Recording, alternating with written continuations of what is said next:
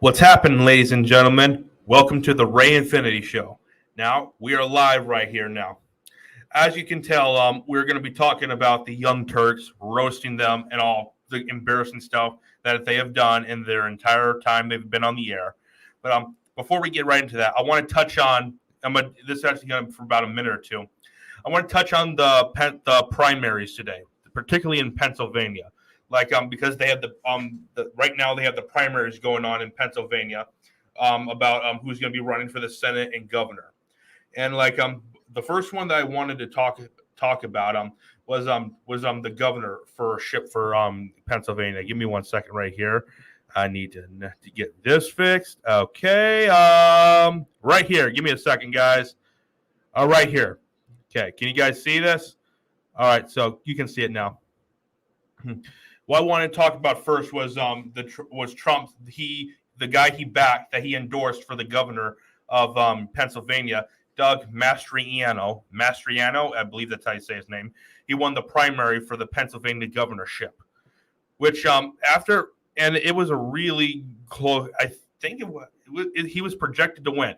I'm not 100% sure if it was too close because I didn't pay too much attention to it today because I had to work, and so I didn't find anything out till I got home today. So right now, a lot of people said that he was a little too radical, but I actually think he's a good candidate. I think he's actually going to do good because we need more governors like Ron DeSantis or like Greg Abbott. We need more governors like them in office. So and Doug, I think he can be a good governor in Pennsylvania. I'm not saying he's going to be like DeSantis level good, but I think he's going to be good, and I think he is a true American first candidate right here. And so, yeah, I have high hopes for him, and because I think he's going to put America first. All right, I'm going to show you. We're going to go right into the next one, though, the big one. Obviously, this one is actually a little heartbreaking and a little controversial in a lot of ways. So, give me 1 second. This is going to take a moment. Right here. Okay. This one is heartbreaking to me. And I am so torn on it. The guy, the Pennsylvania senatorship. This one I've been so torn on it, and it's so heartbreaking to me. The reason it is because the guy Trump endorsed, Dr. Oz. He endorsed Dr. Oz, and I am not a Dr. Oz fan at all. I am not. I was shocked when Trump endorsed him. It was so shocked, and it was even very odd. Why would he endorse someone like that? I was really angry at that part, and I kept trying to see what did Trump see in him? I couldn't figure it out. What did Trump actually see in Oz? Now, I think if you had to look at it, Oz was better than McCormick. McCormick, he is a class act rhino, one of the stable ones. But I'm not saying he's like Liz Cheney or Mitt Romney, but he's actually one of the stable rhinos. And I think Oz was better, but it just, oh my God, I don't like the fact that Trump endorsed him. I wish he had endorsed someone else. I wish he had endorsed Barrett. I believe that Kathy Barrett, I believe that's what her name was.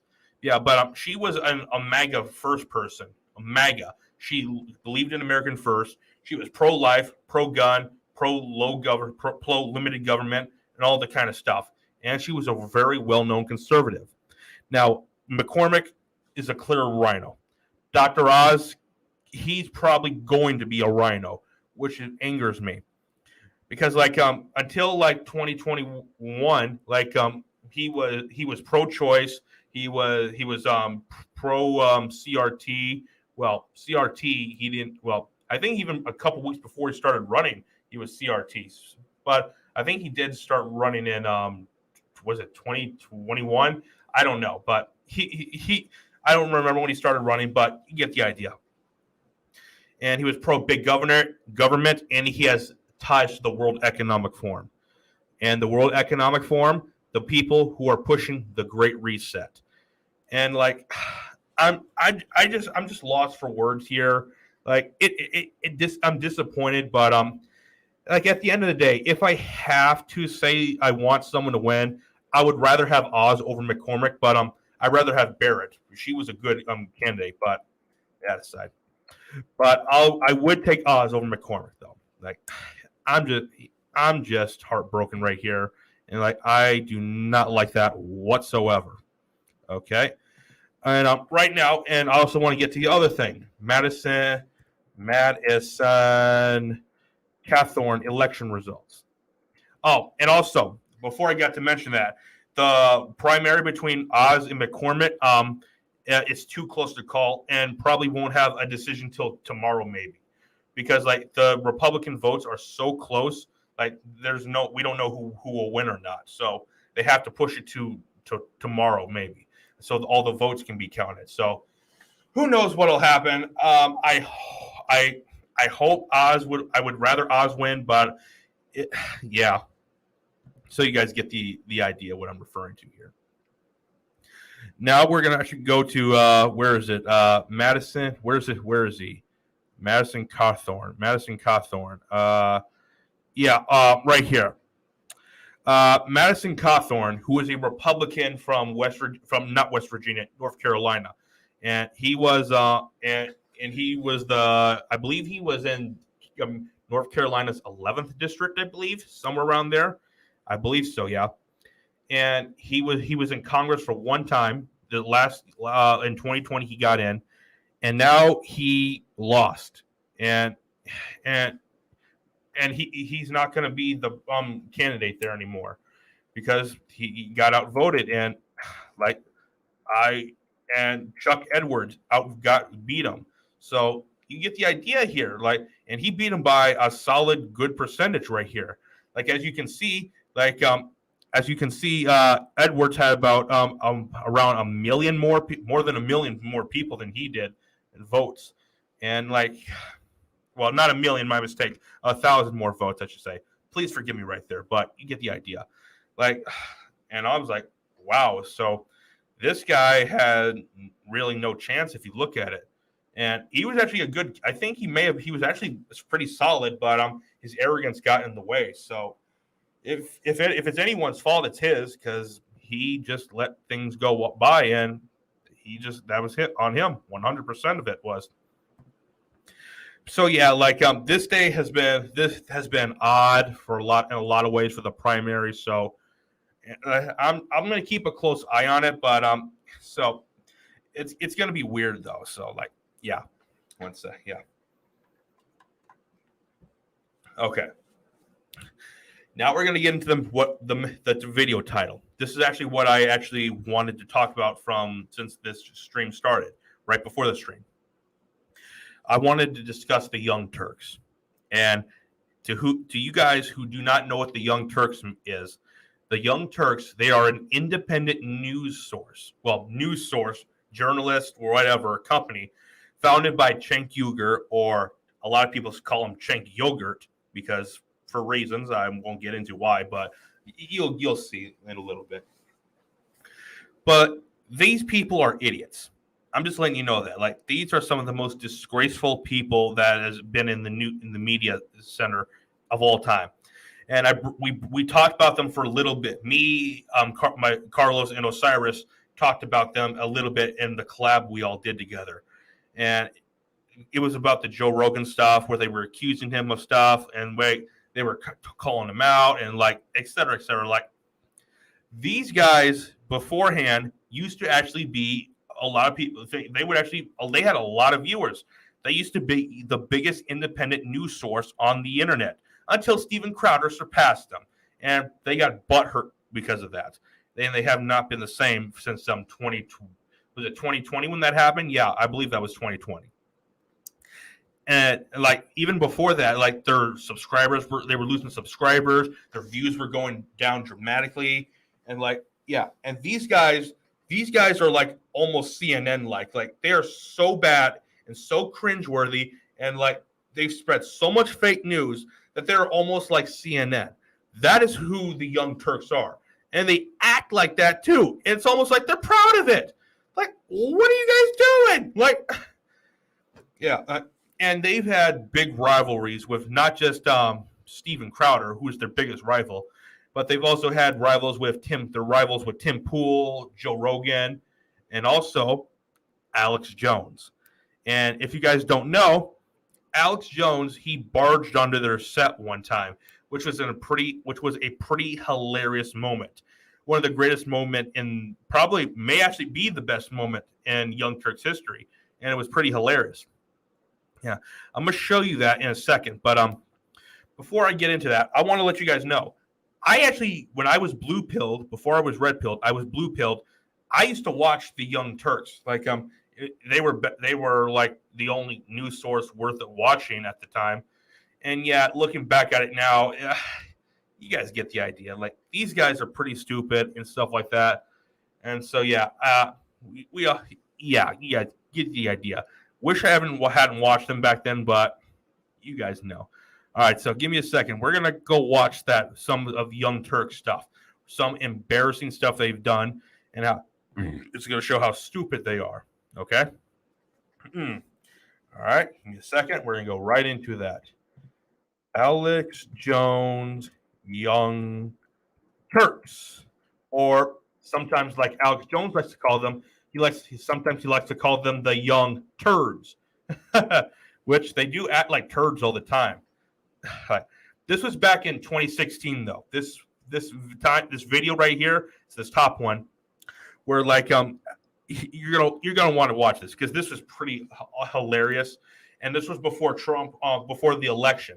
This was in about June or July, I believe, and it was at a Republican convention or CPAC, a Republican National Convention. Yeah, so that's what it was, and we're actually going to be discussing we're actually going to be showing what happened.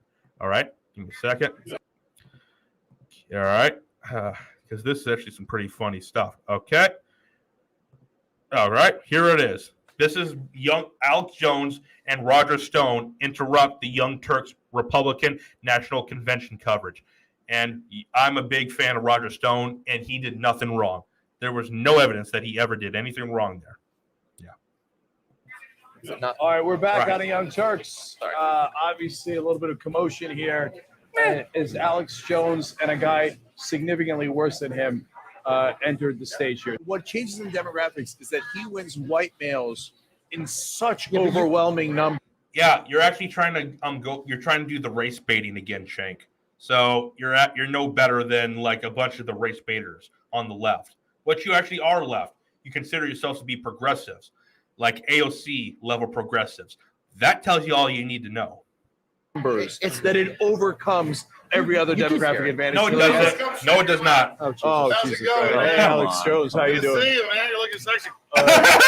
How's the revolution going? You guys starting the revolution? We are indeed, Alex. The revolution is afoot. And Alex was doing his show live right here, and they went onto the set, so they're doing a little crossover in a lot of ways. So yeah.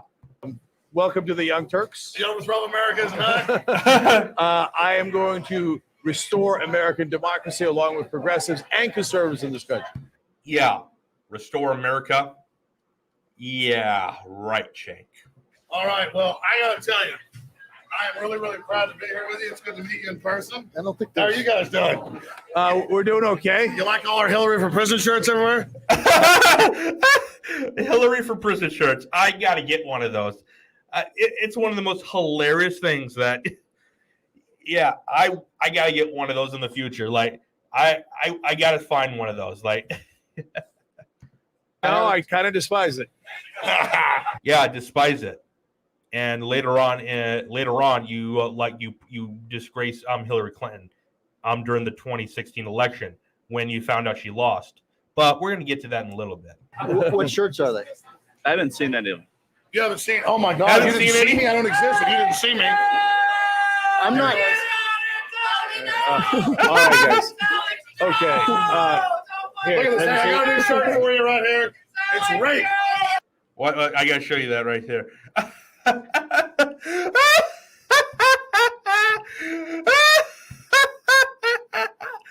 Bill Clinton, a shirt with Bill Clinton's face on it, and underneath it says rape. Oh my God. That is one of the most hilarious shirts I've ever seen. Because obviously, I did not have sexual relations with that woman. See, Bill Clinton, one of the stupidest and idiotic presidents we have ever had in this country. He's a clown. Like, literally, I'm not saying he's George W. Bush level horrible, but he's horrible. So, yeah. It's rape. It's Bill Clinton that says rape. Oh my God, hide that immediately. That's the big no. All right, you want to take my show over? I'll take your show over. Yeah, taking over someone's show. Well, guess what? Alex was having fun right there. I guess he allowed you to. So, guess you can. Who knows? Okay, you know what? Who does this kind of shirt? First of all, a sick guy. Second of Bill all, Clinton's not a rapist, folks. No, You're a sick guy too, Shank. you know who's accused in court papers. You know who's accused in court papers of being a rapist? Donald J. Trump. Donald. And we found out later on that those claims were a hoax. None of it was real. It was all lies. So Trump was not a rapist. Just because he was accused of it does not mean he was a rapist. And we found out that he did not commit it. Trump, Roger Stone. You know that. It's in court papers. Oh, yeah. You're a sick dude, Roger Stone. I want to rant off. You're a sick dude too, Shank. Right now. You assault me all the time. You never give me a chance to Oh, you know, I should give you a hatchet job. You're a sick man, Roger Stone. You're a liar. Roger, No, you're the world's biggest liar. Didn't you admit that you lied about Elliot Spitzer? Didn't you already admit that? You're not afraid of him, are you? You're not afraid of him. Why don't you go look at all the times that Shank has lied? Yeah. First of all, Alex, this ain't your fucking show. I don't know. Okay? And Roger, it surely ain't It was also Alex's show at the same time too. So. your fucking Are you show. afraid to fight him? Are you kidding me? They're acting like children right here. Like Shank was overreacting, like they were just having fun, and then all of a sudden Shank just started overreacting. Like, Back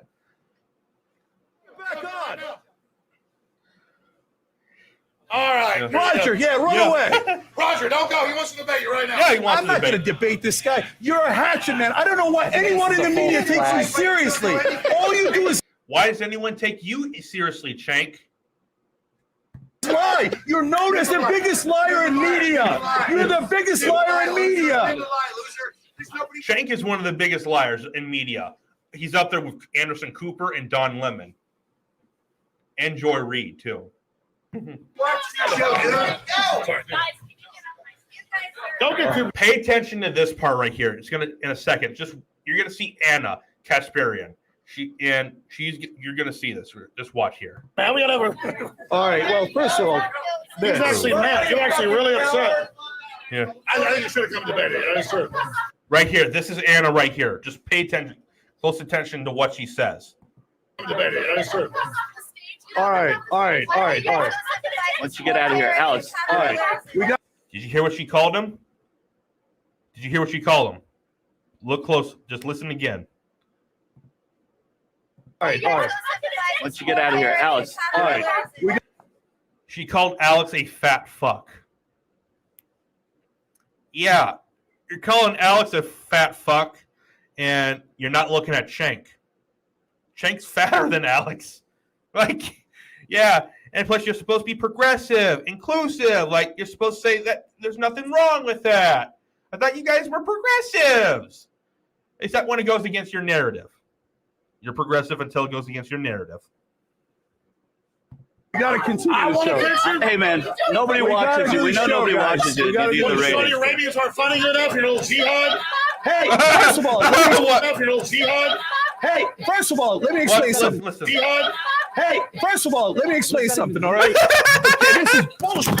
You see, Jake gets mad. He takes his jacket off. Like, Hold on. We're against Saudi Arabia, you dumbass. We talk about that all the time. Oh, really? We talk about that all the time. You don't know shit. What do you think, the lizard people are in charge? what? Do you think the lizard people are in charge? Yes, I do, actually. But the fact that Shank said it and the way he said it and what was going on when he said it makes it hilarious. Like, God. Oh, my God. You guys get it? Like, you see what's going on right here? No. what you think? Hey, you're pissed. Is what in your ass. Is that what you think? You're the anti-liberal and you're pissed. Bullshit. We're being nice here. Yeah, they are being nice here. What I care about, I care about the American people. Good. You're the one flipping the house. Except you're spreading fake news, Chank. Anybody hurt us tonight? I'm not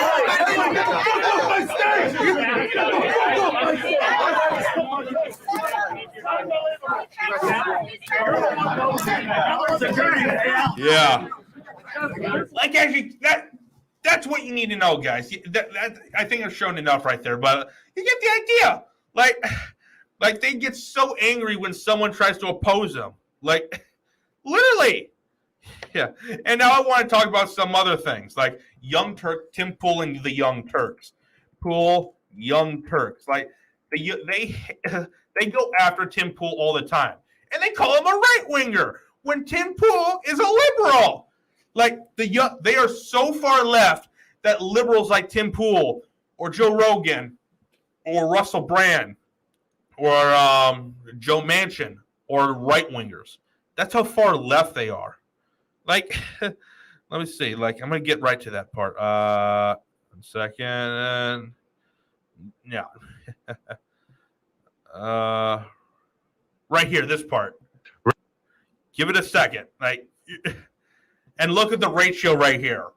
3.7 upvotes versus 9.1 downvotes. That tells you all about the Young Turks. Like, watch this part. The opening part is what's going to get you. Watch. Right-wing YouTuber Tim Pool. Right-wing YouTuber Tim Pool. Like I said, these guys are so far left that liberals are right-wingers. Or like just Elon Musk too. They think he's a right-winger when he's a liberal. And he even voted for Obama. Both times. Went on a viral rant saying Republicans are hotter than Democrats. That depends on your preference. You can have your own opinions on that. You go to the RNC, and what do you typically see? The dudes are all tall, chiseled, rugged, you know. The women are all slim and busty and attractive. You go to the DNC, and what do you see? The guys are all short, frumpy, overweight, and unattractive, and the women are overweight as well. That depends on and how I was reading something about why that is, and the general idea that I've come up with, because I was reading something about the trend being true. Generally, the Republicans have skewed slightly towards more attractive, and whether or not it's true because of one study is not the point. I will say anecdotally, yeah. I've witnessed this, and so my conclusion is it's really simple actually. If you're a very tall, deep-voiced, attractive man, you're gonna get through life easier than a short, weak, out of shape man. And you are going to then think, if I could do it on my own, everyone else can too. Or at least you'll be like, I want to be left alone and succeed on my own because I've done better on my own. You take these other people who are unattractive and out of shape and they struggle, so they band together and form collectives and then vote for collectivism because life isn't easy, Like, that depends on how you view it. You can have your own preference, but hey, that's just his own opinion. And now you're going to see how they respond to him. So, yeah. That is the definition of a lot going on there. And I want to get your reaction first to just look how dumb he looks. And just look how stupid that Anna looks right here. Just your guttural gut punch reaction to that clip. I mean, look, I'm definitely not offended by it. I think it's silly. And it's especially rich coming from a guy who's wearing a hoodie in like 120-degree weather. Like it's so. He lives in West Virginia, so there you go. Hot right now. Like it's just he will not take that beanie off. He won't take it off because he's bald. Actually, that's why he keeps the beanie on. And plus, it's something classic. It's classic Tim Pool. Yeah. Oh yeah, I said hoodie, right? No, I meant beanie. My bad. Yeah. Look, so he says, I'm just basing it on anecdotal evidence, but he doesn't give us any of that anecdotal evidence. Yes, he did actually. He says that people at the RNC are like chiseled and ripped. Chiseled centurions, just like the abs glistening, There actually are some. through their Brooks Brothers Oxford. Like Anna, you and I are both veterans of the RNC. You've had some run-ins with certain very overweight, sweaty, pig-looking right-wing hosts at the RNC. Yeah, that depends on how you view it, but they consider him a right-winger. That's what you have to know right there. Like, and there's even a little more. Like, let me see. That Joe Rogan stuff. Like, I can't play that video for obvious reasons. This part I'm gonna read. They're saying the Young Turks had someone on that says how Tim Pool radicalized YouTube, which you're gonna see something right here. And look at the ratio. 2.7 2.7 up votes and 5.3 down votes. Yeah. Joining us now is Robert Silverman. He is a freelance reporter and also a contributor to the Daily Beast. He recently published an article titled "How Coward and Phony Tim Pool Became One of the Biggest Political YouTubers on the Planet." Make sure you check out the piece. Coward and phony Tim Pool? The Young Turks are phony and cowards. And Robert, thank you so much for taking the time to speak. Plus, Tim isn't afraid to debate anyone. He allows anyone on his show that he wants. Anyone. With us today. I think that this is an important story, not only to understand the rise of Tim Pool, but how certain people are really elevated on various platforms, including YouTube. Well, thank you so much for having me. I agree. Look, Tim Pool has made a very good living being a political pundit on YouTube, and he has built, this little mini fiefdom of his. But the story isn't, I think, really entirely just about how Tim managed to flunk out of digital media and rise to this level of success. It's about how YouTube as a platform necessarily enables Tim Pool's kind of commentary. And that's just Tim just wants to talk. That's all he's doing. It's not enabling him to do this. He does it on his own too. And plus, he has his own website where he posts all of his content on there as well. Now, by that, I mean commentary that is sensationalist, that is cranked out quickly, that doesn't necessarily have to be backed up by solid research or insight. It is backed up. A lot of his stuff is backed up. And almost as a matter of logistics and as a matter of the function of how YouTube works, it necessarily thrives on conspiracy. And conspiracy. That's all you need to know. Like any time that something that the left doesn't like, they immediately throw out conspiracy or conspiracy theory. That's what they go at. That's what they do. Because they have no argument. They just throw out, conspiracy or conspiracy theory. Like, all because they disagree with something and they have no argument for it. And ill-advised speculation. And that's the arena that Tim has managed to flourish in, as I said, after trying to make it in digital media and not succeeding, and certainly not to the level he has on YouTube. Yeah, I want to jump in there. So Robert, this part I want to ask you about the long con. This reminds me a lot of Trump, but as a prelude to that question, they can't do anything without mentioning Trump too. I want to say, look, I gonna vary with you on the structure of YouTube a little bit, right? So it rewards things that certain communities like, right? And then it builds an algorithm loop to reinforce what that community likes. The problem is, I don't think not necessarily in the conspiracies, et cetera, as much as, and that's a big problem, and and it's related to this, but I think the number one issue is it rewards passion and emotion, but doesn't necessarily reward facts. It does reward facts. If you can go look on YouTube, search something up, and you can get facts on stuff, and it's a lot of it is promoted. Now, to some degree, some stuff isn't promoted, but the stuff that isn't promoted usually favors the left. So, and it benefits the left too. So, yeah. And so when you have a phenomenon like that, now connected to the con game here,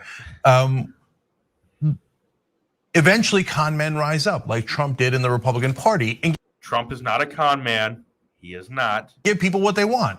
So Republican voters wanted more unfiltered racism, so Trump gave them racism. Literally, they can't get over the racism stuff. Trump is not a racist. He's not. Filtered racism, whether it was against immigrants or other groups.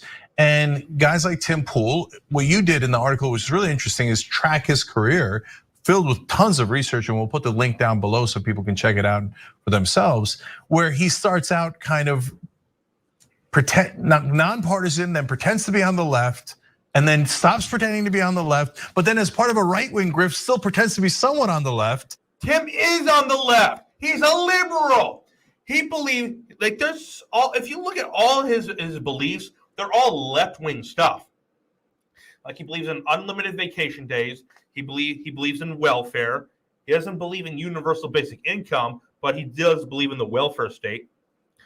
He believes that you should take as many vacation days on as you want, and like I said that before, and you should have some say over your hours and stuff like that, and how you're paid and some stuff. Like, these are all left-wing ideas. These are not like right-wing ideas. Right, but meanwhile, what he's really doing is reacting to his audience, and so when people look for that misogyny and that because like Tim calls out the bull crap, that's what he does, and anti-Black Lives Matter and all those things, then he gives them what he wants. He gets rich, and it creates a vicious cycle, which is great for him and maybe great for racism and sexism, but terrible for everyone else. Tim's not a racist or a sexist. Yeah, I think I think you're absolutely right. I think one thing that Rebecca Lewis, who is an extremism researcher at Stanford University, told me is that, that there's been a great deal of time and energy, both in reporters and in academicians and educators and analysts, trying to understand the ways that YouTube can radicalize its audience. That the more you literally, just because you disagree with something, and just because people disagree with you, you immediately say they're radicalized. That tells you what you need to know about the Young Turks. YouTube they consume, the more it drives them further and further to farther extremist content.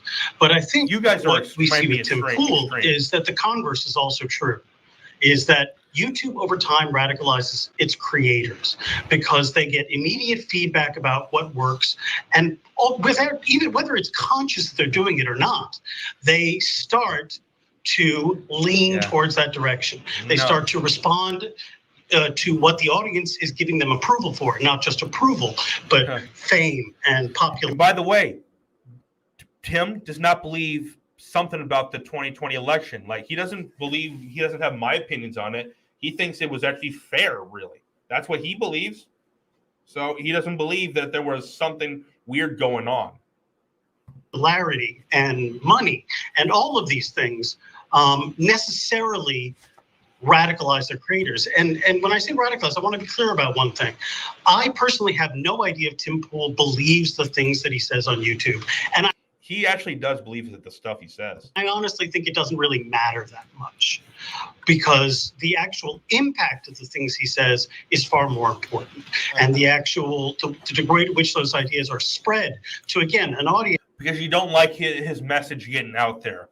You don't want him. The reason why you think he shouldn't be allowed to say this, because he can change people from the left to the right. Even though he's a liberal, like a lot of people on the right watch his channel. Now there's also a lot of people on the left that watch his channel, but like, you don't want anyone going from the left to the right. That's what you believe. That reaches at his peak was over 100 million views a month. And so the question of like whether Tim has been radicalized, he still gets there sometimes. He does. It's not really, has this one person gone further to the right, but the content that they produce, that you can track and that you can watch change over time. So this question of whether he likes to call himself a centrist or a disaffected liberal, or which he is, by the way, he is a liberal.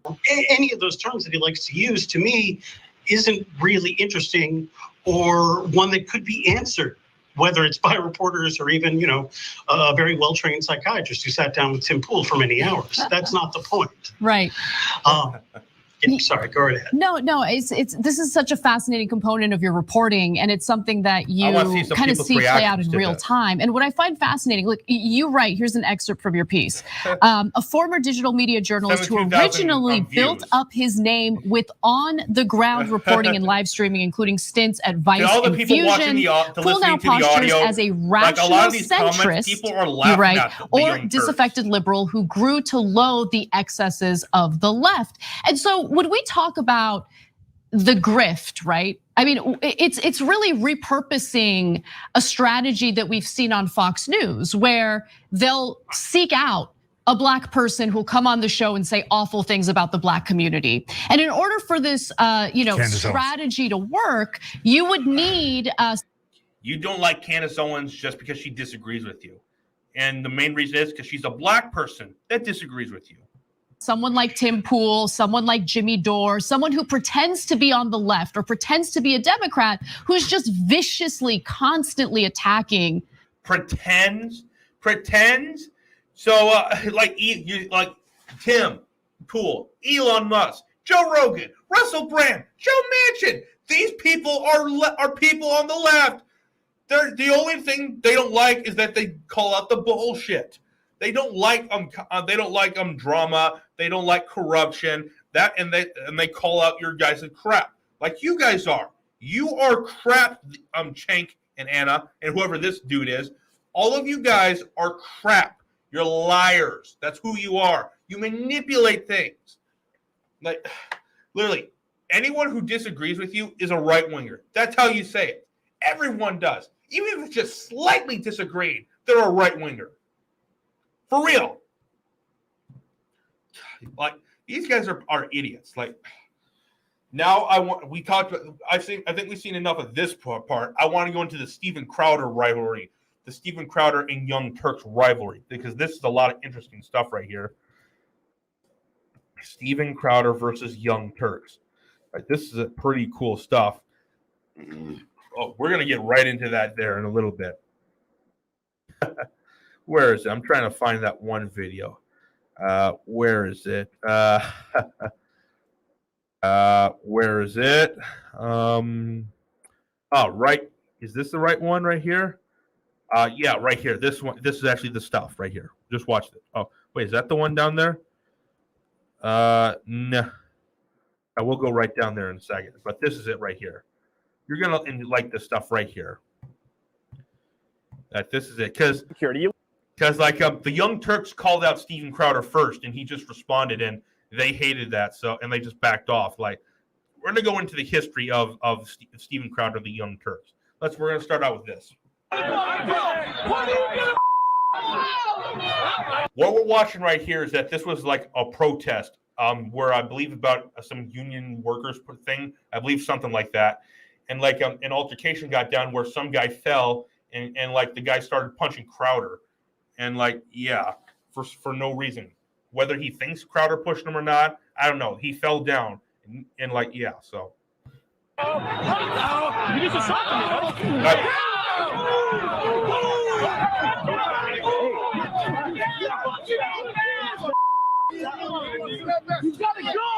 Yeah. Like literally. He's threatening them. This dude that was punching, I believe it was the dude that was punching Crowder, or it was someone else in the crowd that was threatening to kill him or something like that.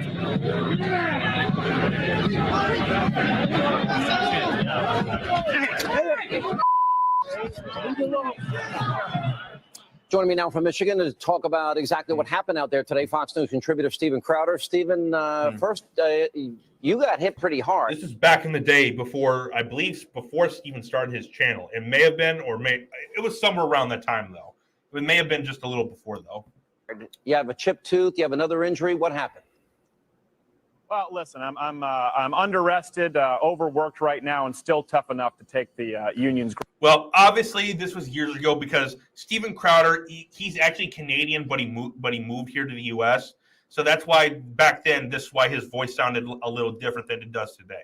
Greatest punch, apparently. I'm not that hurt. Listen, it was more mentally shaking to see this happen. It was more upsetting to get home and see my wife so upset. I went out there, and leftists right now are saying that I deserved the beating that I got, completely physically unprovoked. And the reason for that is that I did go in and apparently I provoked it by asking them why they're against right to work. By asking them, what about someone in Michigan who might want to work for a company and might not want to join a union? And then, of course, I asked them as they were consistently destroying private property with people in the tent. They were tearing the tent apart, Sean, and destroying it. I asked them to stop. Many of us tried to pull them off the tent. Yeah, they and did. So, yes, in that sense, apparently I did provoke the 4 unanswered punches directly to my face. Call me a provocateur, Sean. All right, but this is in a state that is the birthplace of the modern labor movement. Now, we cannot underestimate what has happened here.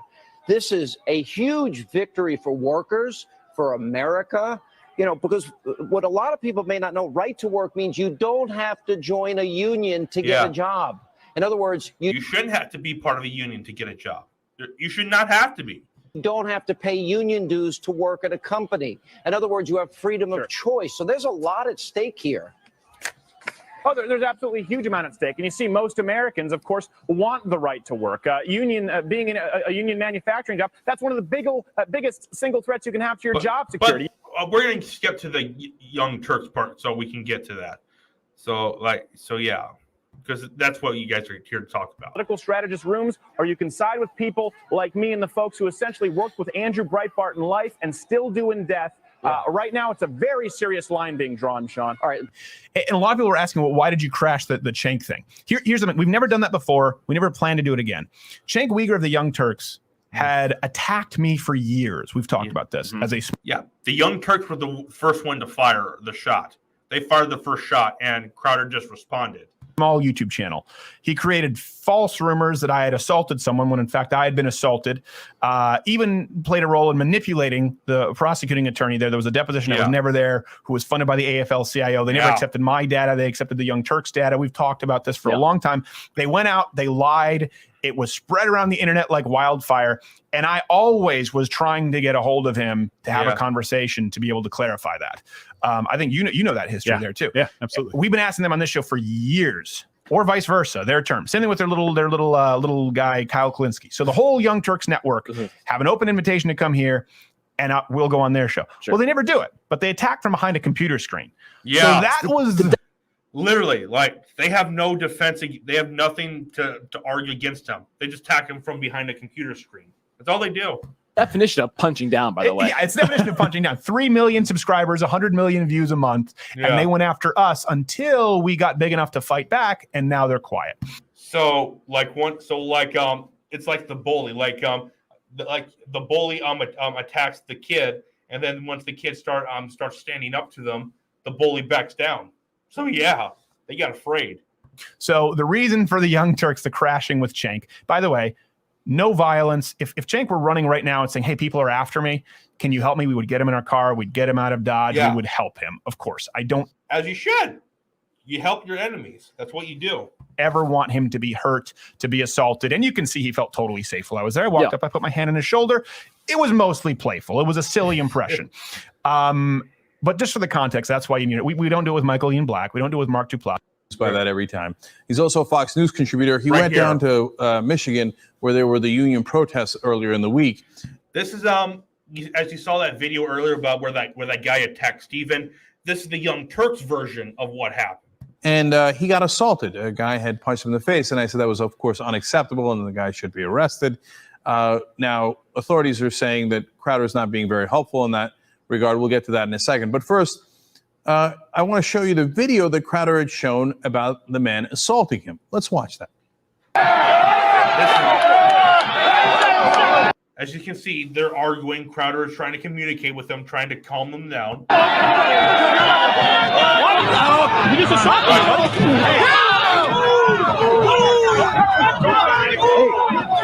The guy fall down and started attacking them.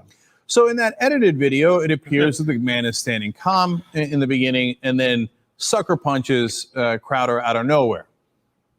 Turns out when you look at the full tape, not exactly how it went down. It's showing it from a weird angle. That's what it's doing. And you don't see the entire thing. But we're going to watch this right here. What's interesting is that the New York Times noticed that in an earlier airing during the Sean Hannity program, they showed the full tape, the unedited tape. Now look at what happens to that guy who threw the punch in the part they cut out of the tape? Let's see. Same thing. They're arguing.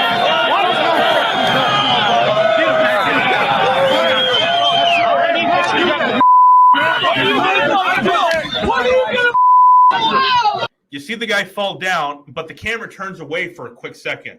So they're trying. But it doesn't look like even Crowder pushed him. Even from the slight angle where you can see well, Crowder was not in the position to push him. That's how the angle was.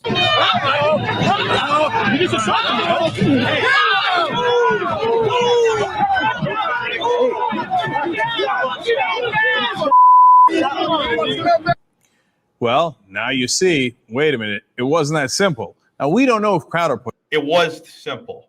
I really don't know that. It's totally unclear from the tape.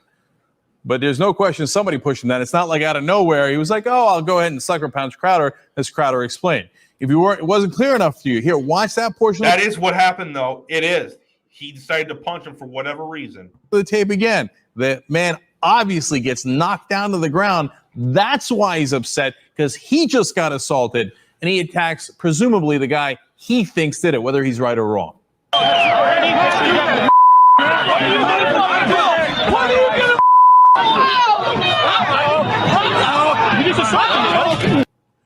So that's a totally different story. Weird. Fox News would show edited tape that doesn't tell you the whole story. Because it's obvious that Crowder did not push him. So why do you need to show that then? For real. Well, it's a good thing that they accidentally ran the bigger tape earlier in Sean Hannity's program. So they're totally busted on that. I suspect that Crowder will apologize for editing the tape, right? Now, look, he still can press charges. The guy still assaulted him, and we don't know if Crowder pushed him. And it was not the right thing to do either way. But that's a totally different story than the one they tried to tell you about all day yesterday on Fox News Channel. Steve Crowder is a so-called correspondent for Fox News. And they thought Crowder was an easy target, so they went after him. But yeah, they realized real quickly wasn't going to be that easy. A so-called comedian, and he went to go cover union protests in Michigan. He got punched, and so Ingham County Prosecutor Stuart Dunnings III looked into it. He did get punched by one of the protesters there. In fact, we have the edited video here that they ran over and over again on Fox News. Let's show you that. All right, they showed this already. I'm going to move past that. I'm not sure I can show these. Okay, Steven Crowder, he also made these parody videos of the Young Turks, which I'm not going to show you all of them. I'm going to show you just part of one of them. And because this is actually pretty hilarious. They're making fun of the Young Turks, and he actually before when he could choose to run ads on people's videos, he ran these videos as ads on Young Turks videos. I'm going to show you this right here.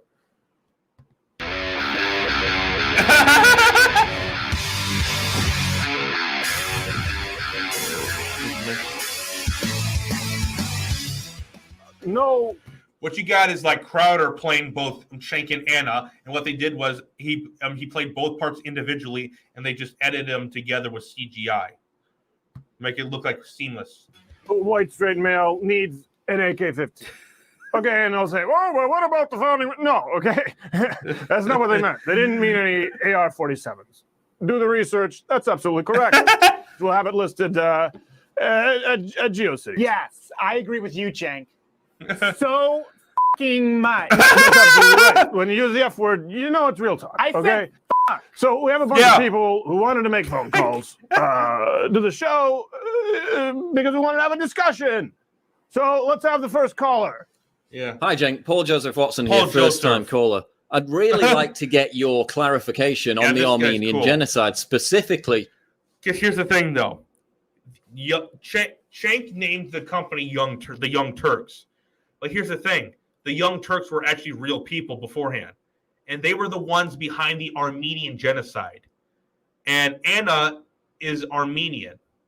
And guess what? Shank for years has denied that the Armenian genocide even happened.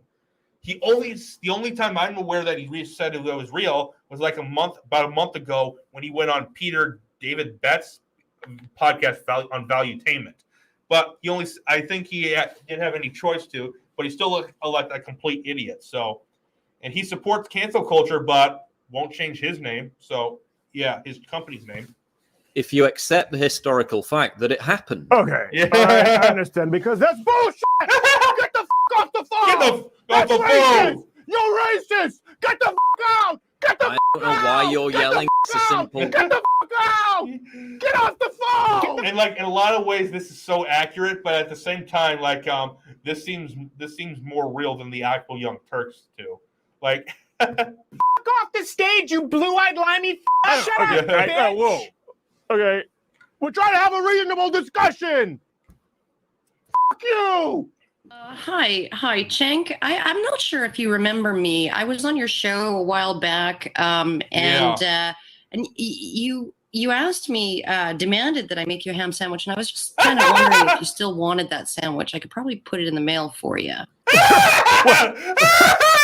Okay, Karen. Everybody knows I said that as a joke. Okay, and you didn't fucking make me a ham sandwich. That's bullshit. That's bullshit. Get the fuck off the phone. Get the fuck off the phone. Off the phone, you anti-woman, poor sandwich-making fuck. Get off. literally, they can't stop swearing like that. They literally can't stop. I'm a feminist. I'm the real feminist, bitch. Feminist. Yeah. Okay. Bitch. No, listen. If you want to have a reasonable discussion, okay, but now they're gonna come on and talk about. I'm gonna show you the ham Ben sandwich. Shapiro part 2. I'm in deep. I know it's predictable, right? Let's go to the next caller. Hi, this is Ben Shapiro, and I was just wondering. I'm a huge Ben Shapiro fan, so yeah. Your production values are fabulous, and I was wondering where you got your money. Was it from Soros, or was it from anti-freedom nations in the Middle East like Qatar? Right? Shapiro's thing is all the time to take these things and make them. Oh, it was true, but now it's not true. So fuck you! Fuck you! You get paid by all this. Oh, fuck you! And big money. Get the fuck off the phone, you Jewish shekel collecting. Whoa! My money, fuck your money. We're trying to have a discussion. You want to talk about money? All you Republicans, you want to talk about money? It's bullshit. It's bullshit. Jake, you're bothered. You're low on energy. Okay, let's get time for bacon grease. Okay, the bacon grease stuff is so hilarious because Cenk all the time, he actually carries around a jar of bacon grease to drink. And this is part of the joke that Crowder did. Break. I don't need bacon grease. Okay, come on, get your bacon grease. No, I don't need. Okay, maybe a little bacon grease. Get your bacon grease. All right, okay. Oh my! Num num bacon grease. Oh my God! Yes. I did the bacon grease. Get your reasonable. Bacon grease. Okay, Yeah. good. That's it. Okay, like, oh my God, there's so much weird shit connected to the Young Turks. Like, I also want to go talk more about like, yeah, like, there's more stuff. Like, let me see. I'm gonna try to find this one video. Like, oh, here's this one where Crowder destroys Cenk about the Second Amendment. So, yeah, this is pretty cool. How does Cenk justify his argument? That's the history. It's the history. It's absolutely right. What I say is it's exactly right. Right here. Because oftentimes in the press and certainly online, you only see half the Constitution. In fact, I've had this tweeted to me several times this week. They say, look, man, Second Amendment is so clear. Yeah, it says right there, the right of the people to keep and bear arms shall not be infringed. And guess what? You're talking about a militia. And guess what? We, the people, are the militia. Wow, man, I didn't think about that. That is really clear. It is clear. Oh, wait a minute. How about the other part of the amendment, the first half of the amendment? Oh, let's read the whole amendment for a second.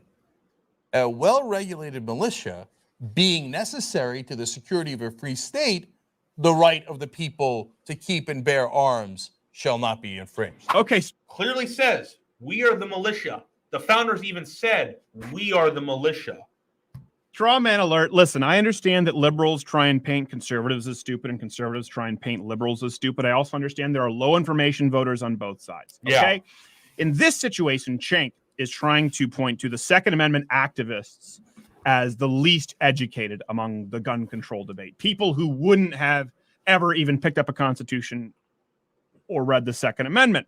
Let me ask you this. Would it stand to reason that in this debate, the people more likely to understand the Second Amendment would be people who've gone through the process of purchasing a firearm, maybe becoming licensed in concealed carry, and are by law required as they go through this course to understand their Second Amendment rights as it relates to their firearm ownership and their state. Wouldn't it stand to reason, Your Honor, that they might be more likely or required to have read the Second Amendment as opposed to Cenk's audience, who has there's no necessity to read the Constitution at all to simply hold the opinion that we should ban guns. The very point soundly makes Cenk's strongest argument against him. More on that later on. They had the first part, the right to keep and bear arms, in the first half of the sentence, in the first copy of this amendment, and then they switched it after debating it. So if they just wanted to write the second half of the amendment, the right to keep and bear arms for the people, they could have just written that. It's not like they didn't think about it. They thought about it, they debated it, and they decided, no. It's very important. In order for us to have militias, we need to have arms. This is for the point of a militia. See, that's a very important. And we are the militia. Qualifier. That was the whole point of the amendment. See, this is where Cenk's argument starts to fall apart. Like he said, the founding fathers were incredibly careful in their wording with the Constitution. And they did. They chose to leave all of this in. So every word, the fact that both clauses are in there matters. They consciously, the founding fathers, chose to include both militia, comma, the right of the people shall not be infringed. See, it says militia, as Cenk said, very careful, comma, separation, the right of the people shall not be infringed. Why were they so hell-bent on not just the militia, not just soldiers with guns, but the people having the right to bear arms? Cenk explains this with his very next sentence. In the North, they had militias, and they were there to protect a community, and sometimes they rose up against the federal government, and George Washington had to go fight those militias on behalf of the United States of America. Aha! Okay, so this is very important. If George Washington had to fight militias, meaning people with guns, not necessarily soldiers with guns, what would have been the easiest way for George Washington to ensure that these battles didn't happen again, maybe elsewhere in the country? It's an easy answer. Ban guns. Confiscate them. And the founders, they wanted people to have guns because they knew tyrannical government would come. And like it's coming right now. And so thank God that they did. From the people, but George Washington didn't. Why? For the very same reason that, as Cenk said, they expressly allowed the people to bear arms in the first place, because the people with weapons became a militia and had just finished fighting off a tyrannical government for 2 years, the biggest empire the world had ever seen up until that point. And to avoid said tyranny in the future, even with Washington knowing full well that he could become a tyrant himself, they put the Second Amendment in for the people as a failsafe. In the South, they were largely slave patrols. They wanted to have everybody be able to carry arms so that if there was a slave insurrection, they would be armed and be able to shoot the slaves. Look into the history of it. That's exactly right. This is the big difference between someone like Cenk and myself. I'm an entertainer, a comedian. I don't claim to be a journalist. But when we make I don't consider myself to be an entertainer or a comedian. I'm just a guy that likes to do a podcast. That's all I do. Actual statements at Louder with Crowder, like the Bernie video or the Detroit video, each had over 30 to 40 sources. Young Turks claims to be a news network, and of course, Cenk's not funny, but they don't provide sources. They're not funny. How does Cenk justify his argument? That's the history. It's the history. It's absolutely right. What I say is it's exactly right. Look at the history. Well, you're a journalist, Cenk. How about showing us the history? Documents, written accounts, legal precedent. I'm a comedian. I'm an entertainer, and I do it. Why can't you? And in order to protect those communities, the militias had to be armed. That's why the sentence is structured very clearly that way. If you're a strict constructionist, you can't ignore an enormously important part of the sentence. You're being wildly disingenuous if you do. And the fact that the Supreme Court read the first half of the sentence out of its interpretation is insane. That's just basically saying, I don't really care what the Constitution says. I'm just going to ignore parts of it I don't like. That's what the right-wingers, who are the judicial activists, sorry about that. I had to shut the door and turn the fan off. Okay, again, no sources, no facts. Cenk just describes motive and lack of intelligence to his opponent here. Now, considering that gun control is the single biggest losing issue for Democrats, and Democrats almost nearly every time they lose the gun control debate. which even far left Democrats are willing to give, as seen with someone like Bernie Sanders in Vermont. What's more plausible? That, as Cenk argues here, the Supreme Court ruling to which he's referring to will bring up on screen, as I know he didn't. We're just stupid right-wingers, or that they too had access. And like the District of Columbia versus Heller case, that case is actually what gave us, the people, to personally carry firearms, to have personal right to, and we do. And the ones that voted for it were Chief Justice Roberts, Antonin Scalia, Justice Kennedy, Clarence Thomas, and Justice Alito. And obviously, the ones that voted just to not give people the rights were Justice Stevens, Justice Souter, Justice Ginsburg, and Justice Breyer. As you can clearly tell. Yeah. As to the information I just provided and Cenk withheld from you. Again, make your own inference. Okay, looking at the case specifically, something Right Cenk won't tell you is that even though people like Cenk and leftists have to lie to their constituency about gun control, because legally, we're talking legally now, when it comes down to it, the only leg they have to stand on would be wildly unpopular. Even part here is, what do they mean by the people? It says the right of the people to keep and bear arms shall not be infringed. Now, the people could mean two different things. It could mean every person. Now, if it means every person, then you think, okay, good. Yeah, I've got the right to bear arms. That means me. Or it could mean the people of the United States. The people in the U.S. citizens are the ones that have a right to possess firearms. We do. So, for example, they're referring to the security of a free state, and the state is trying to protect itself against the federal government in the context of the founding fathers. So it could mean the people of that state. Okay, I'll address it, but this last part is erroneous. Let's move on. If the amendment had said in modern times, a strong national military being necessary to the security of a free state, the right of the people to keep and bear nuclear arms shall not be infringed. I have a very unpopular opinion, and it's an anarchist view, in that I believe you should be able to have whatever weapon you want, whether it's machine guns, tanks, jets, planes, helicopters, missiles, bombs, and guess what? Even nukes. I believe people have a right to have nukes. I truly believe that. And why? Because the founders wanted the people, the citizens, to have the exact same access to weaponry that the military did. Because they knew that that to defend ourselves from the tyrannical government, we needed the exact same military access to the weaponry access that the military does. So I believe we, the people, should be allowed to own nukes and everything else that the military has, including ships and bombers and stuff like that. I know it's very unpopular, but I still believe that. No one would interpret that as meaning that every single person gets to have nuclear arms. I disagree with you on that.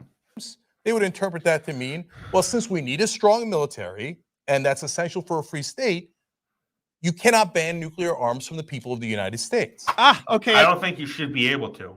There it is, nukes. Oh no! Here's the thing, it doesn't. It doesn't say that. Now, can we address that in a future video? Sure, but this video is getting long, so how about we stick to what actually exists instead of getting into silly hypotheticals that act only as a vehicle for Cenk to do his really bad, stupid conservative voice. If you think about arms, what does arms mean? Back then it meant muskets. Are there reasonable regulations on what arms means? Of course. Does anybody think we should have nuclear arms? No. Does anybody? I do, though. Do you think we should all have a right to RPGs? Yes, we should. Not. Does anybody look? You know what else is arms? Landmines. You think we all have a right to have landmines? And yes, we do. Yes, we do. Even in our own yard? No. What if Fluffy, your next door neighbor's dog, comes by? Or guess what? And my view is like, hey, if someone gets killed with your weaponry, you should get sued or you can go to jail for it. That's how I believe. Yeah. Your next door neighbor's kid comes by as he's walking, so you don't have the right to have landmines. I think okay, you do. Cenk is either lying or a very uninformed person here. Firstly, why would they need to specify that the military had the right to weapons? Has any military not had the right to weapons? Oh my gosh, what whole second military out there with sporks? We need to write into law that they can have guns. What are we thinking? We've been doing it wrong since the beginning of ever. We've addressed this argument before in depth. Click this video. Muskets were not the only weapons around at that time. There were a lot of weapons. There were guns back in those days that could fire multiple rounds at one time. There were, and the founders were well aware of that. And they said people were allowed to own them. But the reason not many people did was because that time they were expensive. Were high capacity, rapid fire assault weapons like the Girandoni air rifle, the puckle gun, the Belton flintlock, the pepper box revolver. And yes, the founding fathers were completely aware of it. They had the chance to ban those or expressly outline an exclusion in the Second Amendment, but they didn't. It's for that same reason that James Madison wrote a letter of marque and reprisal to a private ship asking if they had the right to own cannons to protect themselves from piracy. Again, real, factual, observable history here. We'll provide the links because they don't. What was Madison? Because the military had those weapons and the citizens were allowed to. Yeah. Response? Well, let's use the Schenck technique in some modern language. It was, dude, yeah, of course you have the right to cannons to protect yourself from pirates. Bitches, that's why I wrote the Second Amendment. So let's follow Schenck's logic here. If $1 million hundreds of years ago, adjusted for inflation, would, let's say, be over $1 billion today. I'm not good at math. Freedom of speech is perhaps the most important right we have as Americans, but I can't go into a crowded theater and yell fire. Does that put... Because that's a call to action. Like, I think we've gone through this part enough. Like, I want to get into a few more things about the Young Turks. Like, where Steven Crowder passed them in subscribers. I want to get to that part. Give me a second right there. Passes. Give me 1 second. This is going to take a minute. Right here. We're only going to watch part of this video, though. Part of it, though. Else we have to get to. It's a long time coming, but this right now, today or tomorrow, we will have officially surpassed the Young Turks on the YouTube as the #1 independent news channel. I couldn't submit it because I was no longer in Lansing. I didn't live in Lansing, which I could see it. But and like that video earlier where it showed both sides of where that guy that's punched Crowder and it looked like Crowder assaulted him first. Well, there was another angle that Crowder tried to release, but YouTube wouldn't allow that. So he's going to see it right here. Watch. Here you go. See that right there? They're cutting that tent with box cutters. That's what you're seeing. Right there. See that guy stabbing it with a box cutter. You can find that footage. Yep.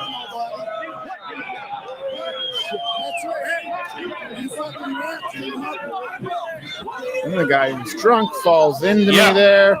As you can clearly see from that angle, Crowder kept his arms up and did not push him. And wangity bangity bangity bang. Clinch. Over under clinch. And then I just turtle because there's 500 of them. Listen to this. I'll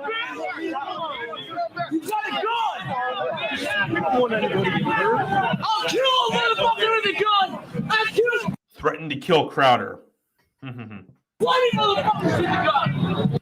Guy followed me to my car, by the way. I remember that. Oh, yeah. No, police had no interest in the footage. And there's also in the unedited footage, there was prior to that, you could see that Union gentleman. He told everyone I was Betsy DeVos's grandson. Like, he's Betsy DeVos's grandson. Get him. It's like my fictional grandmother employs you. And I remember this was the first time in my life where I realized they had this huge platform, right? The Young Turks. And I felt very powerless because here, I'm going to upload the unedited footage. I couldn't submit it to the cops. YouTube said it's age inappropriate, so no one could see it.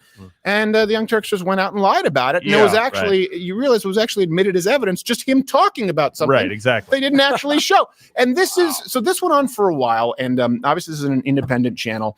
And the crazy funding for the Young Turks, a lot of people don't know this story. They have $4 million in 2014, I think it was from Buddy Romer. They got another 4 point. The Young Turks don't make money on their own like that. They're funded by billionaires. 0.25 in 2015. So right now, we're at 8.25 million. Another 20 million in 2017. They received 300 million in Google funds for training journalists. I don't really know. I don't really know what this was. So when I was small, right, really small, as a channel, this is what the Young Turks would do. They would go after me, and then as I started growing and calling them out, nothing. Yeah. Nothing. I couldn't get them to show up. I remember there was like Politicon was a small thing. I said, well, I'll do it if it's Cenk. Nothing. Nothing. Yeah. For a very long time. All of a sudden, it was like I was a ghost and it existed under their bed. Because you could punch back then. Yes, but when I was small, that's the thing. That's why after we do this and we give them their eulogy, that we'll never ever address the Young Turks again. It's the end of an era. Yeah, it's the end of a 2-bit hack era. And the Young Turks, speaking of social media, people often wonder why I have such an Instagram with big tech. The Young Turks, they were actually broadcasting it. YouTube created a space. YouTube Space, Yeah. and the Young Turks had a studio there. Yeah. My brother used to go in there and do freelance work, and he'd see Cenk all the time. They were just like buddies. Yeah. I don't even know if they were buddies. That's where the bacon grease joke came from, because he would bring his own jar of bacon grease. No. Yeah. True story. So this is what happened. I kept wanting a debate with Cenk Uygur because he had attacked me when I was young, not 20 years old, and had no ability to punch back, and then he wouldn't respond. And so then what happened was, and this is something that obviously is pretty shitty on my part, but I don't apologize. I started doing sketches as Cenk Uygur, as you guys well know. This has been going on for a while. But here's something that a lot of people don't know. I did these sketches as Cenk Uygur. What I did was I found out through the grapevine that they really hated it. I was like, well, I have to do more. Of course. So then what I did was I actually did a sketch as Cenk Uygur with all of the big YouTubers at that time. So like Alex Jones, Lauren Southern, Ben Shapiro, Miley. And 1 second. 1 second.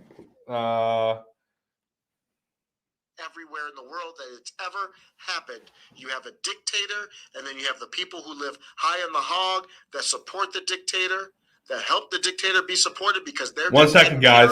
And the masses of people are in line for bread. That's how it works, and that's how it's played out here.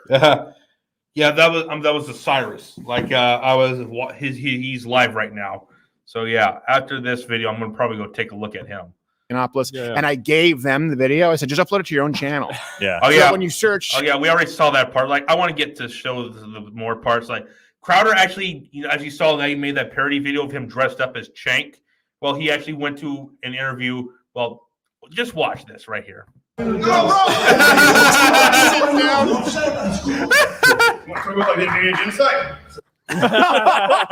no, don't sit down. Even Crowder was cringing at it. He didn't like it. So yeah. I walk in past the room of like 40 people, and he's like, okay, so Steven Crowder, this is what he does, right? Yeah. And then the security leaves. They just leave him there. I'm not doing anything violent. Right, yeah. I would never to. I actually I don't personally dislike the guy at this point. Yeah. But there's an empty chair, and I have to sit down. He's just like, don't sit down. Because he knows that I'm not going anywhere until I was physically he's not going to break escorted character by security. And here's the thing. So that was at South by Southwest. There are 2 Marriott's in Austin. There, yes. One is across the bridge. Is it South Okay, Lamar? right- Is that right where it is? here. Lamar? I don't know. So what happened? Congress, yeah. So Several I was blocks there. away. Saga, and it's Right this is really, and I know for some people maybe this is inside, but this is just this Yeah. kind of matters to me because it's sad. Also, Anna falsely accused Brett Kavanaugh of gang rape. So yeah, right here. I want to show that part. I believe this is it right here. This is me saying goodbye to something that helped shape who I am. It was the Christine Blasey Ford saga, and it's an accomplishment. It's something that I hope is on my headstone, that I was called a garbage person. Oh, yeah. By Anna Kasparian. Watch this. Where they he accidentally misspoke. It was actually trash. So lied and took a joke out of context and immediately lost tens of thousands of subscribers. So here's the lie.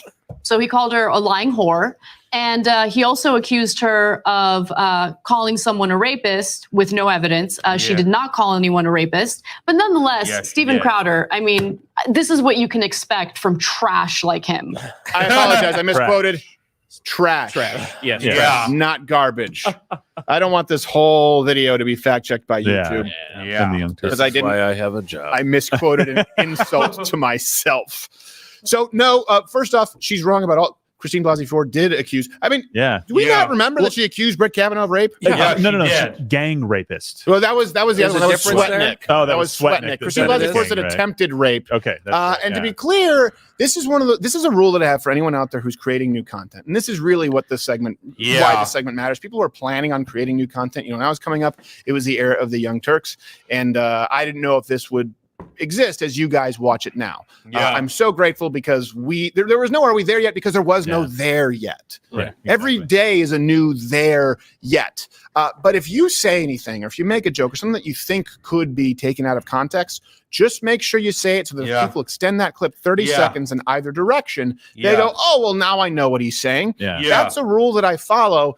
And it's one that the Young Turks, I guess, have never heard of. Or the media. Because this is, no, I didn't just say Christine Blasey Ford's a lying whore.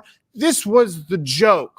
that was right taken out here. of context. Watch this. Let me recap this for you. Ford this is actually accused pretty Kavanaugh of attempted rape in a letter to Dianne Feinstein that Feinstein didn't mention until after the hearings. Feinstein said Tuesday she can't vouch for everything, whether it's true or not. Ford doesn't remember exactly when it happened or where it happened. Yeah. Her story contradicts the therapist. The attorney's story contradicts Ford's. An attorney that originally said Ford would testify is now, I think, saying that she's not going to testify, was put in retainer on August, at which point she took a lie detector test for an accusation she claims she was never going to make publicly at all. Should be noted, investigators are saying that there is still the noted possibility of Ford being a dirty, lying whore.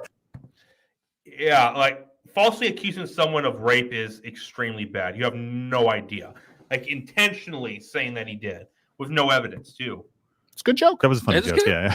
Possibility's still open. From investigators. Yeah. This is something funny about the Young Turks. Like Steven Crowder put this together. Like this is hilarious. To like, you got to watch this right here. The way that they treat women without irony. Watch this. Now, Steve Crowder is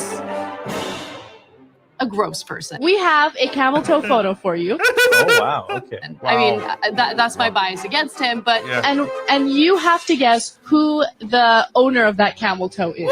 What You don't the need fuck? to Oh my God. believe me. You can see Look at for that yourselves. nose. That makes me think Demi Why should anyone believe you? Yeah. Moore, well, she looks young. It's a signal Pretty creepy. Yeah. To his misogynistic viewers, never respect a woman. Calling people like us, like calling people like me or like other of Crowder's fans misogynists. Yeah. Right. When you're acting like misogynist right there. I'm gonna go Demi Moore. No, her breasts are not large enough. That's crazy. Oh my You God. walk out. Yeah, or you f other women. Jake is like making a porn plot in his mind. How you doing, Ty? If you have a short haircut, they're like, yeah, lesbian. Put her in the lesbian cell. Always, find a way to put women down one way or another. Assuming she's a 5 rather than a 3. Right there, there's Oh my no God. way I would hook up with her. Later, they can say, "Oh, I'm not a slut. I just drunk. What could I do?" Pressed up against the window. That's how you do it. But nonetheless, Steven Crowder, I mean, this is what you can expect from trash like him. I love You're the trash. ultimatum there. Yeah. If you don't respect me, you don't treat me well, I'm going to other women. No one respects you, Anna. No one does. What's going to happen? No, but that's right. And guess what? That'll work. I would legalize bestiality where you are pleasuring the animal. What the fuck? You would legalize bestiality? Like, look how fucking creepy you are, Chank. No wonder no one likes you. Because we are going to denigrate and try to humiliate every woman, and my audience is going to get off on that, is what he thinks. Because Megan Fox has Oh my like larger God. breasts than that. And you can't quite tell. Yeah, oh my God. Wait, Can't tell. Yeah, but she has nice rack. Right? Go ahead and cry, Stephen. Cry all day long, and we know exactly what you're about. And at least thank you for giving us clarity Watch this part. on how This you is feel the about funniest part. her and women in general. The funniest part. come on. I mean, what kind of a free country are we if we can't even f- someone's wife? Look at the reactions to this. Look at the reactions.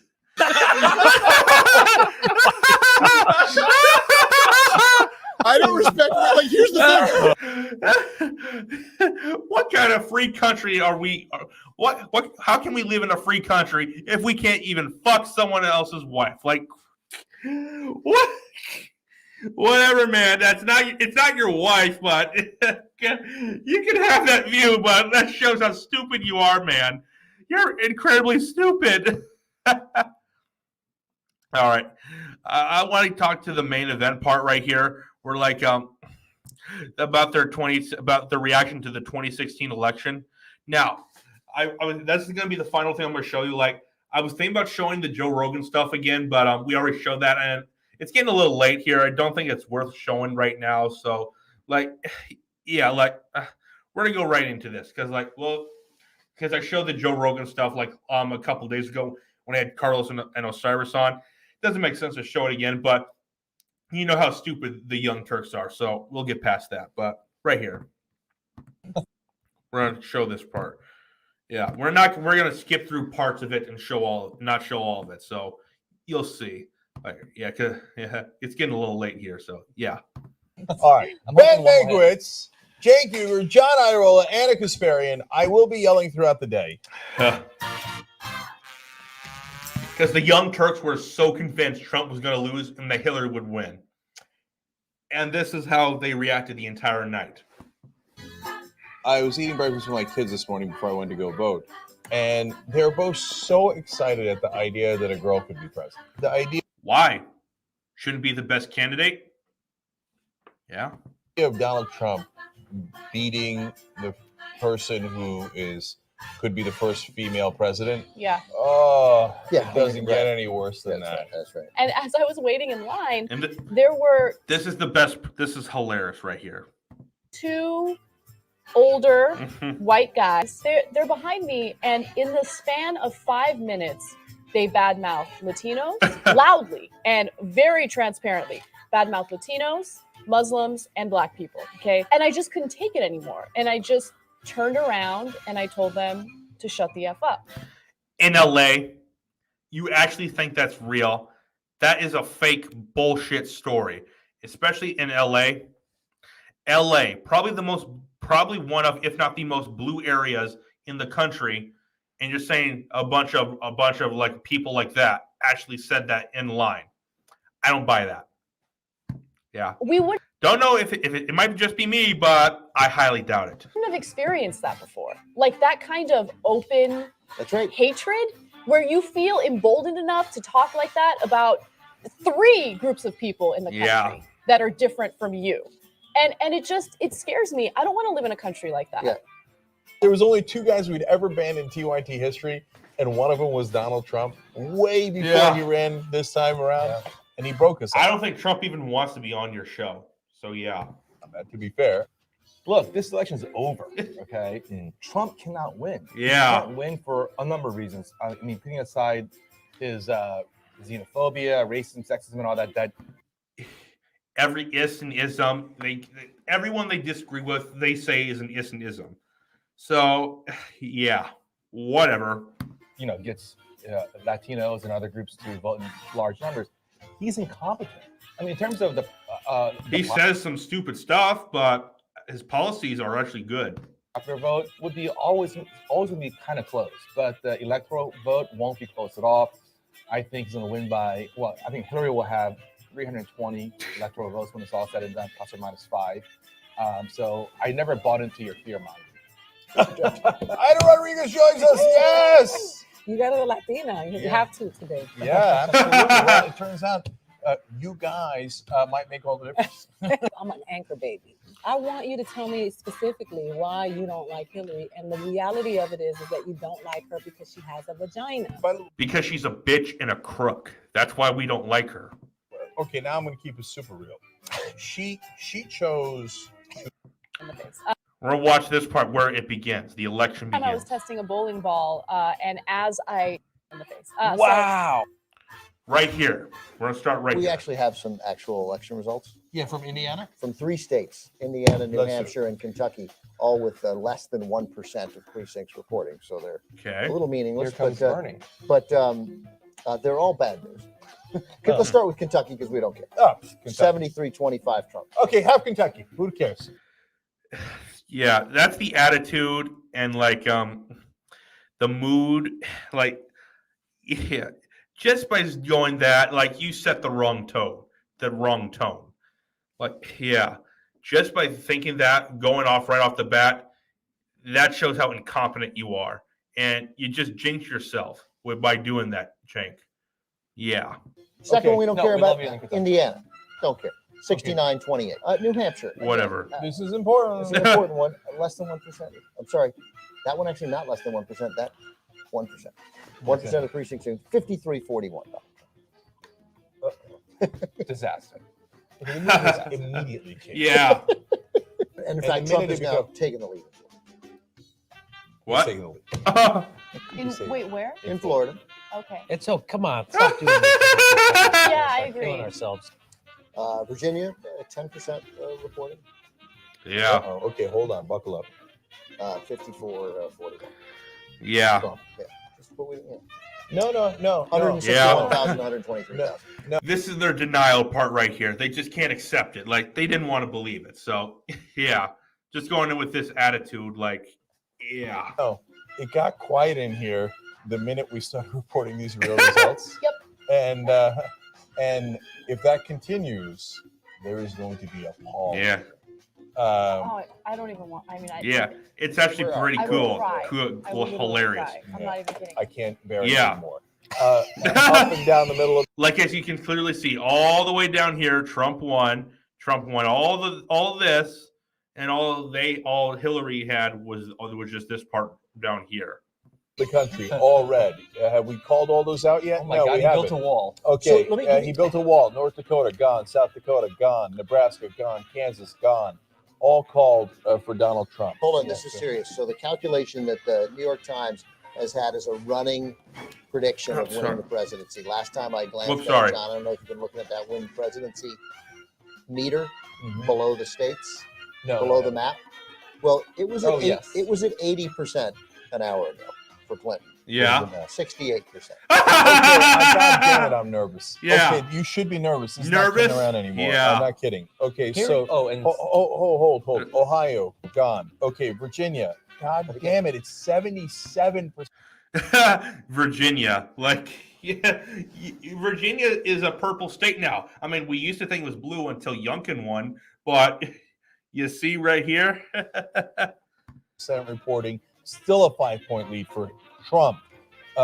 Florida, 76 plus early voting reporting, 49-48 holding steady for Trump. The lead in North Carolina has essentially completely evaporated. It's gone. It's tied. Ohio, gone. 49-47, Trump now leading. He's got a 2-point lead with 30% reporting. You know what? Texas. And so that Texas is gone. Texas is gone. Okay. So any talk of like, hey, turning purple, blah, blah, blah. Bullshit, Texas will gone. never turn Sometimes blue. I can barely hear you guys because in my head it's like, she's losing Virginia, Florida. Right? And God damn it, if we need Florida, are you shitting me? Because she's a More terrible bad news. candidate. Ohio. Now he has built a 6-point lead. 37% reporting, 51-45. North Carolina, he's now taking a 1% lead, with 36% plus early voting in. Wow. New Hampshire, 16% reporting, and the lead is down for Hillary Clinton down to 3 points. Yeah. Okay. Yeah, I don't see a fucking landslide here. I don't see it at all. New Hampshire has been totally tied up. 100% tied up. 64. Jesus. 200 votes. Jesus Christ. It is fucking panic time. New Hampshire is Panic flipped. time. He's now leading 48-47.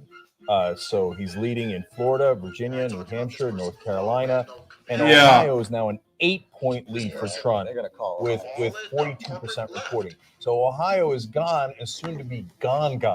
Tick, tick, tick, tick, tick, tick, tick, tick. You're running out. Sorry, of guys, my votes to pants count. are in bad shape right now. My Donald nuts. Trump now the favorite to win the presidency. Yeah, my nuts are uncomfortable right now. Jesus. So yeah. This is the most haunting thing I have ever had. We've ever had on the Young Turks. 14 years we've been on the air, and we thought John Kerry was going to win in 2004. This is Trump. We are fucking talking about a madman, incompetent buffoon.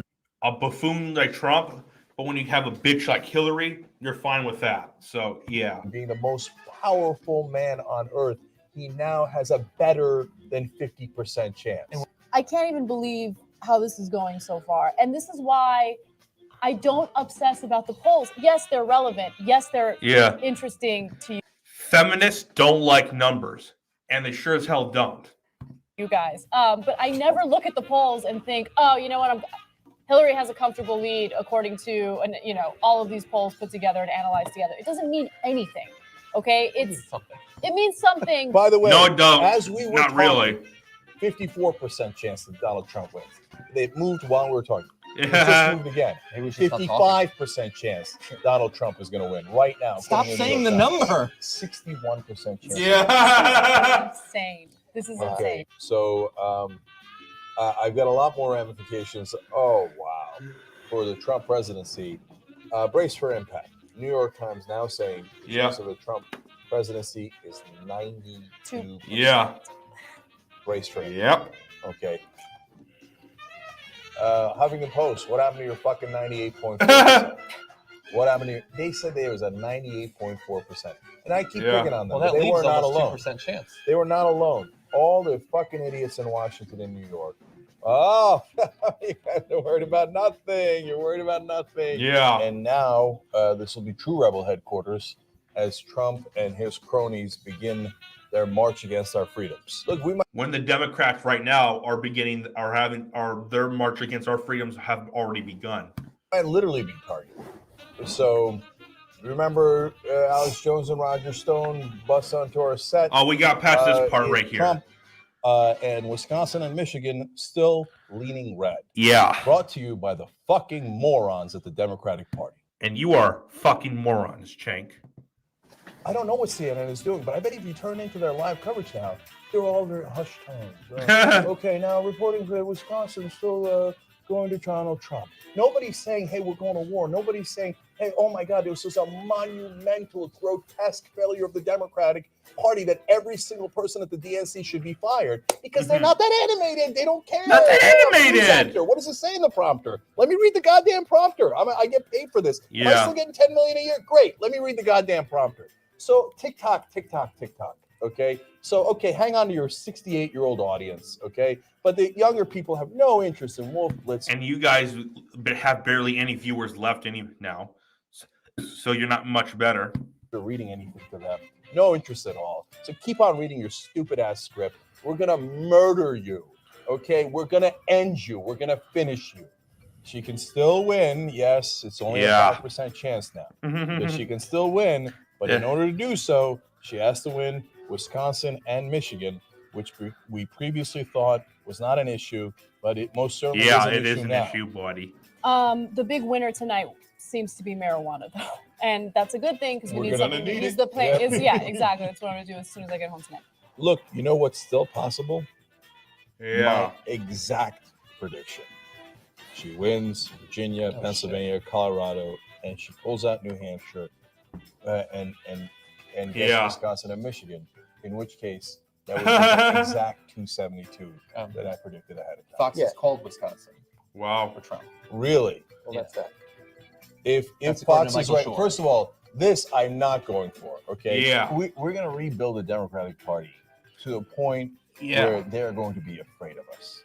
But there's and look still where you are tens of millions of Americans who wanted nothing more than a guy who wasn't just endorsed by the KKK, but fucking earned that endorsement.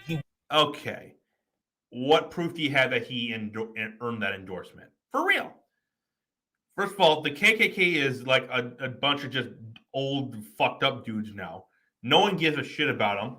Like, they're basically non-existent now. Practically, that's what they are. And plus, let's not forget, the KKK was founded by Democrats. So, yeah. Worked for that endorsement. And the sexism is so deep. The sexism is worse than racism because you see black men being exterminated on the streets, and you still they're not. No, they're not. Black man in the White House. A lot of people are going to get their asses whooped behind this. They think you guys should get your asses whooped then. So yeah, these are the people of color from the 50s. You can't roll up on us like you used to roll up on us before. So the one thing I think Hillary Clinton had right in this election was her comment about the basket of deplorables. Of course, the one thing the press heaped all sorts of criticism on, like how dare she? College white men.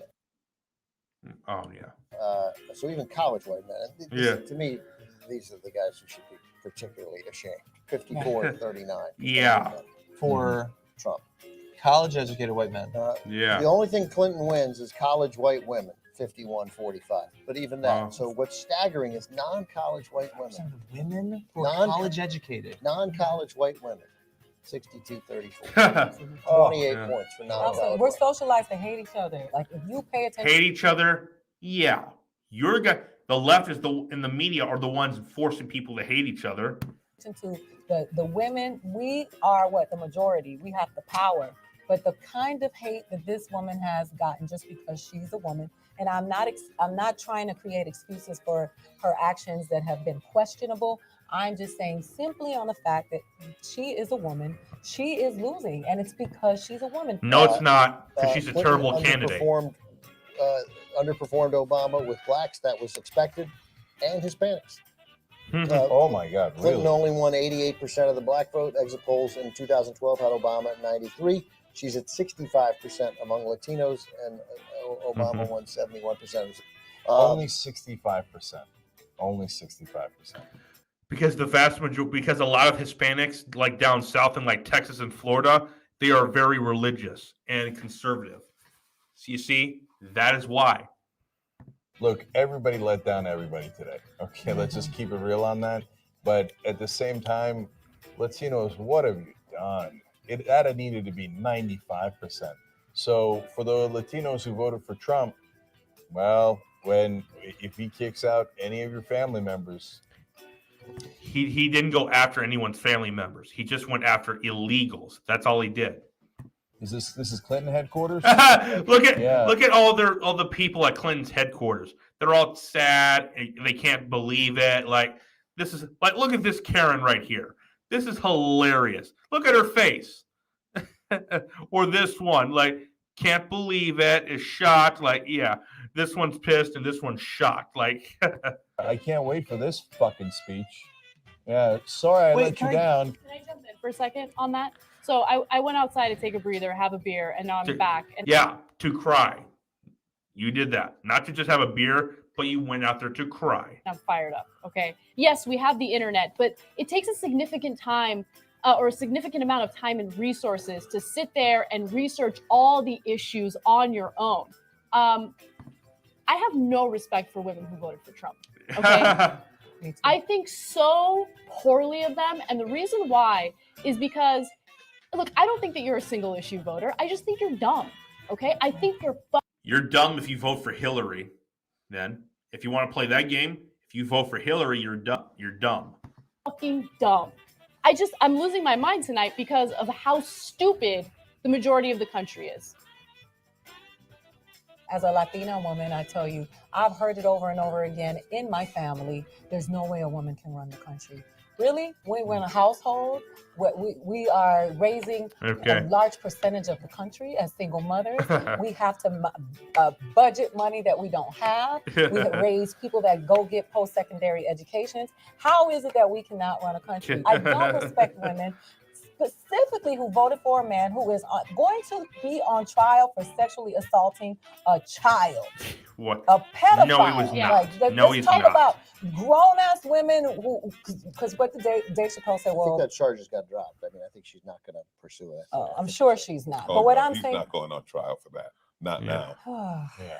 Another thing we're done with today is the era of politeness. Absolutely. Absolutely. So progressives, don't listen to the Democratic Party. Yeah. Who tell you to neuter yourself and be fucking polite.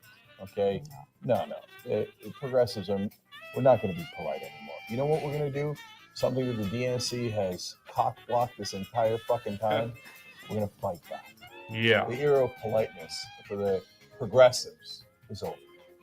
When it comes to poor white people, I'm going What's to quote this? my friend Matt Kazam and say, look, I got my own problem. Yeah. You know, I can't be, I mean, they're the group Can you that, think about me for 1 minute? No, you're on your own.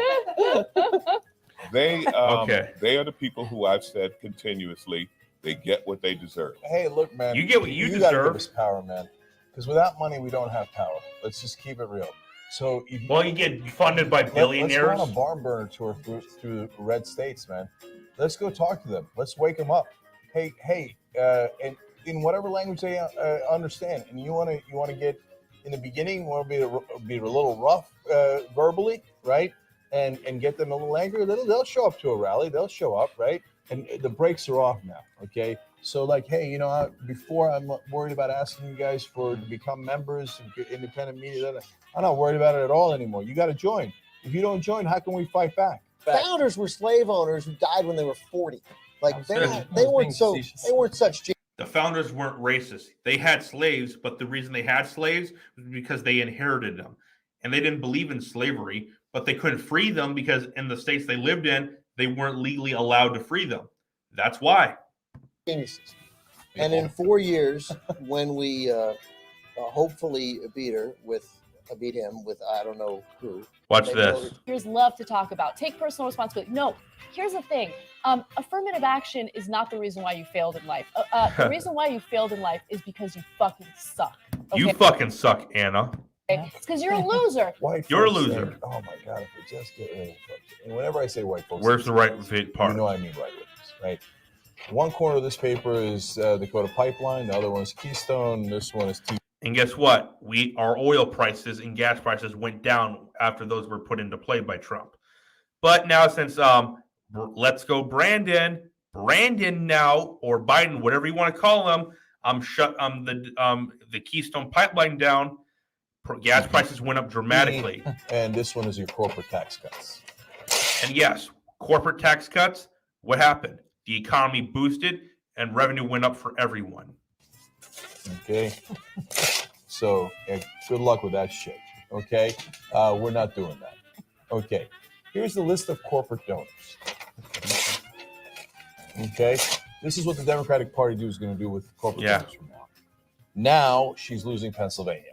And it's 98% reporting. Yeah. And he's got a 0.8% lead. So, John, watch go this ahead. part. Watch this. Yeah. Pennsylvania was called for Donald Trump. Okay. Watch this. So, this is too there funny. you go. Donald Trump. Oh my President of the God. United States of America. She's up in New Hampshire. New Hampshire. Oh yeah. Have the national organizations called the I election? haven't seen it. I mean, he Not won yet. Pennsylvania. What the fuck are you guys waiting for? It's over. It's Alaska could swing. Oh yeah, Alaska swinging. It's over.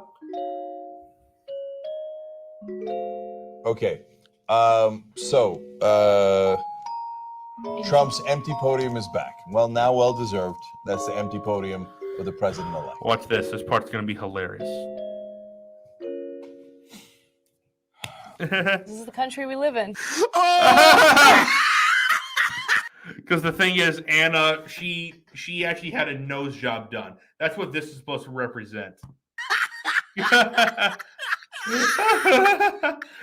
Like,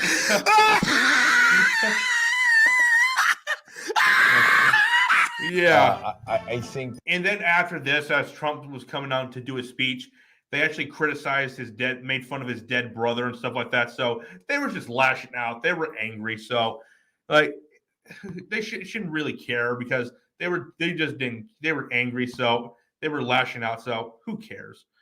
No one should care about that. So, yeah. We're gonna wrap this video up right now because we've been talking about the Young Turks for a while. So yeah, we're gonna wrap this episode up now, guys. Okay, because a lot of this has been pretty funny, making fun of the Young Turks, looking how stupid they are, and like a lot of stuff. Like they're behind the times, and guess what? They should. If it wasn't for Tim Pool, they would be gone now. Yeah. Like when Steven Crowder, when he passed him, he stopped talking about him, and almost no one started referring to them. That when the Young Turks call out Tim Pool responds to him. Yeah, I wish he would just not do that because if he didn't do that, they would just disappear. No one would care about him. And like Steven Crowder, he passed him in subscribers. I think Alex Jones started the fight and Steven Crowder finished the fight. Because if Alex Jones hadn't been banned, I think he would have passed them subscribers. But since he got banned, Steven Crowder took the torch and just did it for him. So yeah. All right, we're gonna wrap this episode up now, guys. I'm getting tired right here. I'm gonna get ready to go to sleep in about a little bit. Also, like this video, subscribe to this channel, and share the video and turn on notifications so we can beat the YouTube algorithm. So that this brand can spread and grow bigger. Also, follow me on Twitter, follow me on Facebook, follow me on Spotify, Apple Podcasts, Google Podcasts, Stitcher, RSS Podcasts, Cloud Hub, Gab, and Minds. Yeah, follow me on all those places, all right? I'm Ray, the host of the Ray Infinity Show podcast. This has been episode number 32. Catch you guys later. Peace!